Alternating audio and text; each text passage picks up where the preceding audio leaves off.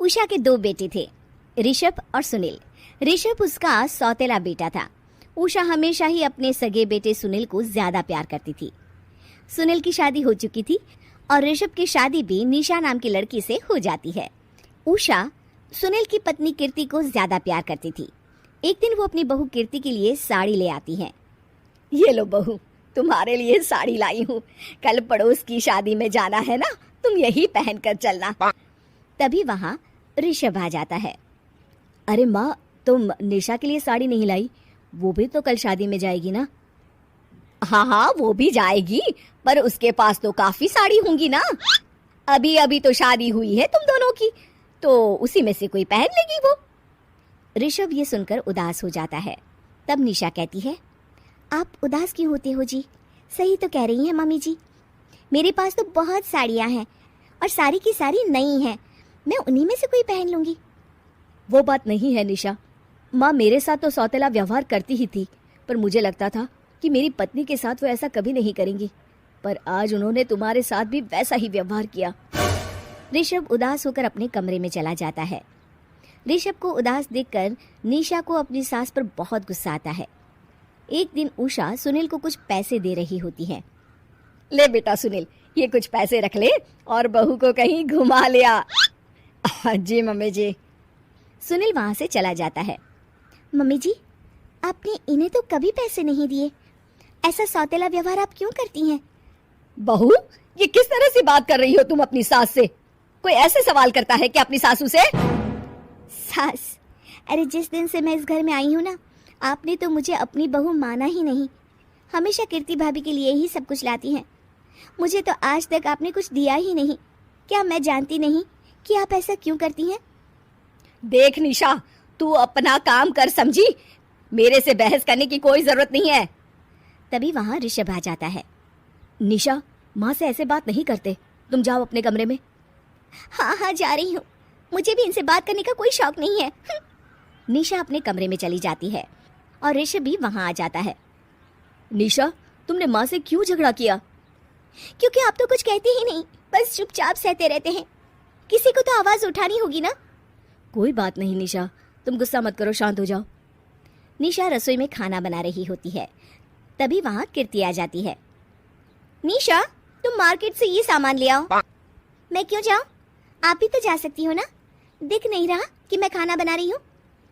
हाँ तो क्या हुआ, खाना बनाने के बाद चली जाना। हाँ, खाना भी मैं ही पकाऊं, बाजार जाकर सामान भी मैं ही ले आऊं। खुद तो कुछ करोगी नहीं, है ना? ओहो, जुबान तो देखो कैसे चल रही है।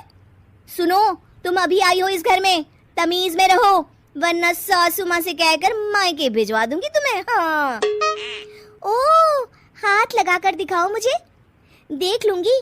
बहुत मनमानी हो गई तुम दोनों की, समझी? निशा लिस्ट कीर्ति के ऊपर फेंक देती है।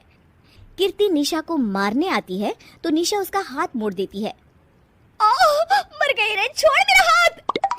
आज के बाद मुझसे कोई बदतमीजी की तो अच्छा नहीं होगा। कीर्ति रोते हुए अपने कमरे में चली जाती है।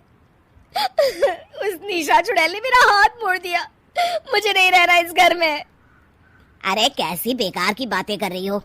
अरे निकालना ही है तो ऋषभ और निशा को निकालेंगे। नहीं, मुझे अलग घर चाहिए। कान खोलकर सुन लीजिए, हम दोनों इस घर से जल्द जाएंगे। आप नए घर का इंतजाम कीजिए बस। मैं इन दोनों के साथ ज्यादा नहीं रह सकती। हाँ, वैसे मैं भी कुछ दिनों से सोच रहा था। अच्छा हुआ तुमने कह दिया, मैं माँ को भी बता देता हूँ। माँ, वो क्या करेंगी तुम्हारे साथ जाकर? मैं चाहती हूँ कि तुम और मैं, बस हम दोनों ही कहीं शिफ्ट हो जाएं, इस सब झमेले से दूर। अरे पर माँ को यहाँ छोड़कर इस तरह से जाना ठीक नहीं रहेगा कीर्ति।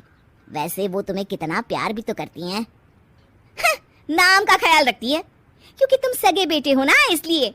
तुम अगर सौतेले होते तो मेरे साथ भी ऐसे ही सलूक करती, जैसे अभी तुम्हारे सौतेले भाई और उसकी पत्नी से करती है। अरे पर फिर भी कुछ भी नहीं। देखो, या तो हम दोनों इस घर से कहीं दूर जाएंगे, या फिर मैं अपने मायके चली जाऊंगी। हाँ, बता देती हूँ। अच्छा बाबा, अच्छा ठीक है। सुनील अपनी माँ से बात करने आता है। माँ, मैं सोच रहा हूँ कि कीर्ति के साथ अलग घर में शिफ्ट हो जाऊं। अरे वाह बेटा, ये तो बहुत अच्छा सोचा है तुमने। कब शिफ्ट होना है हमें? मैं भी पैकिंग कर लेती हूँ। अब नहीं माँ, मैं और कीर्ति ही जाएंगे बस। आप तो यहीं रहो, ये पुश्तैनी घर भी है ना आपका। अरे बेटा, तू तो मेरा सगा बेटा है, तू ही मेरे साथ ऐसा कर रहा है, मुझे अपने साथ ले जा बेटा। तभी वहाँ कीर्ति आ जाती है। अरे माँ, आपको पता भी है कि किराए के घर में कितना खर्चा होता है, और अगर आपको भी लेकर गए तो और खर्चा होगा। आप तो बस यहीं रहो इसी घर में। कोई बात नहीं सुनील, तुम लोग चले जाओ, माँ यहीं रहेंगी हमारे साथ, हम माँ का ख्याल रखेंगे, तुम लोग अपनी गृहस्थी संभालो। निशा को ये देखकर बहुत खुशी होती है। वो मन ही मन सोचती है, अब आया ना ऊंट पहाड़ के नीचे, अब मम्मी जी को पता चलेगा। बड़ा सगा और सौतेला करती रहती थी, सगा बेटा तो जा रहा है छोड़कर, अब आएगी इन्हें अकल, और नहीं आई तो मैं अल्लाह कर रहूंगी। निशा अपनी सास को कैसे अपने सौतेले बेटे से मिलाएगी, जानने के लिए देखिए सौतेली माँ पार्ट 2।